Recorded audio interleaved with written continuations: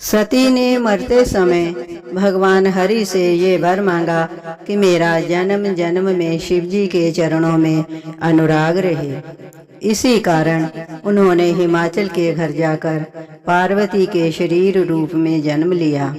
जब से उमा जी हिमाचल के घर जन्मी तब से वहाँ सारी सिद्धियाँ और संपत्तियाँ छा गईं। मुनियों ने जहाँ तहाँ सुंदर आश्रम बना लिए और हिमाचल ने उनको उचित स्थान दिए। उस सुंदर पर्वत पर बहुत प्रकार के नए नए वृक्ष सदा पुष्प फल युक्त हो गए और वहाँ बहुत तरह की मणियों की खानें प्रकट हो गईं। सारी नदियों में पवित्र जल बहता है और पक्षी पशु भ्रमर सभी सुखी रहते हैं। सब जीवों ने अपना स्वाभाविक वैर छोड़ दिया और पर्वत पर सभी परस्पर प्रेम करते हैं। पार्वती जी के घर आ जाने से पर्वत ऐसा शोभायमान हो रहा है जैसा राम भक्ति को पाकर भक्त शोभायमान होता है। उसके घर नित्य नए नए मंगलोत्सव होते हैं जिसका ब्रह्मादि यश गाते हैं। जब नारद जी ने ये समाचार सुने तो वे कौतुक ही से हिमाचल के घर पधारे। पर्वतराज ने उनका बड़ा आदर किया, चरण धोकर उनको उत्तम आसन दिया। फिर अपने स्त्री सहित मुनि के चरणों में सिर झुकाया और उनके चरणोदक को सारे घर में छिड़कवाया। हिमाचल ने अपने सौभाग्य का बहुत बखान किया और पुत्री को बुलाकर मुनि के चरणों पर डाल दिया और कहा, हे मुनिवर, आप त्रिकालज्ञ हैं और सर्वज्ञ हैं। आपकी सर्वत्र पहुँच है, अतः आप हृदय में विचार कर कन्या के दोष गुण कहिए। नारद मुनि ने हंसकर रहस्य युक्त कोमल वाणी में कहा, तुम्हारी कन्या सब गुणों की खान है, जिस स्वभाव से ही सुंदर सुशील और समझदार है। उमा, अंबिका और भवानी इसके नाम हैं। कन्या सब सुलक्षणों से संपन्न है। ये अपने पति को सदा प्यारी होगी, इसका सुहाग अचल रहेगा और इसके माता पिता यश पाएंगे। ये सारे जगत में पूज्य होगी और इसकी सेवा करने से कुछ भी दुर्लभ ना होगा। संसार में स्त्रियां इसका नाम स्मरण करके पतिव्रत रूपी तलवार की धार पर चढ़ जाएंगी। हे पर्वतराज, तुम्हारी कन्या सुलक्षणी है, पर इसमें 2-4 अवगुण हैं, उन्हें भी सुन लो।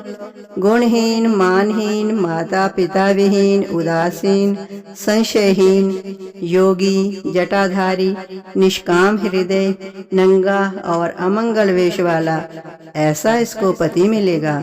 इसके हाथ में ऐसी ही रेखा पड़ी है।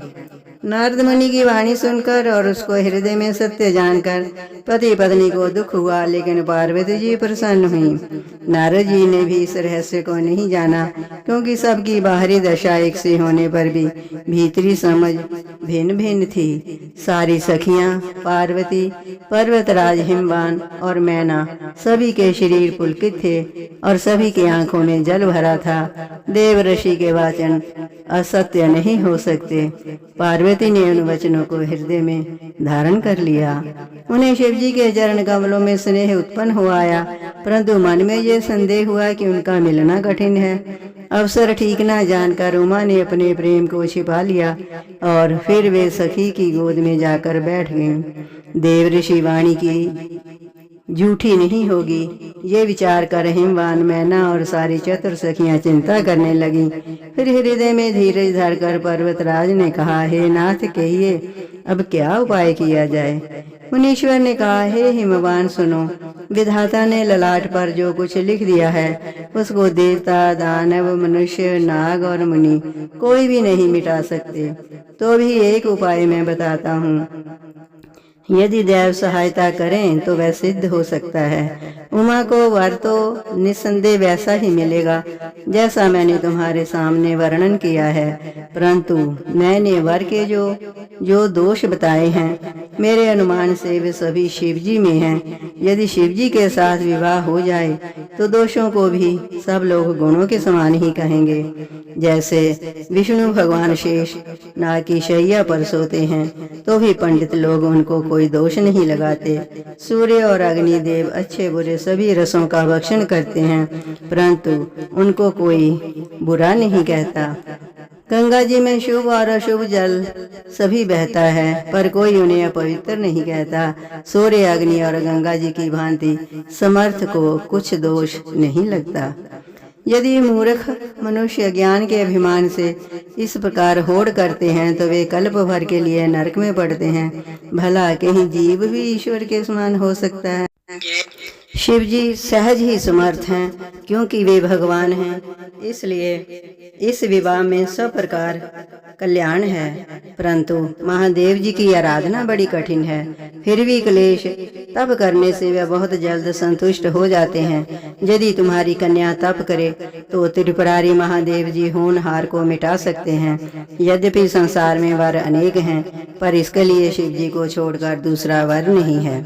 शिव जी वर देने वाले, शरणागतों के दुखों का नाश करने वाले, कृपा के समुद्र और सेवकों के मन को प्रसन्न करने वाले हैं। शिव जी की आराधना किए बिना करोड़ों योग और जप करने पर भी वांछित फल नहीं मिलता।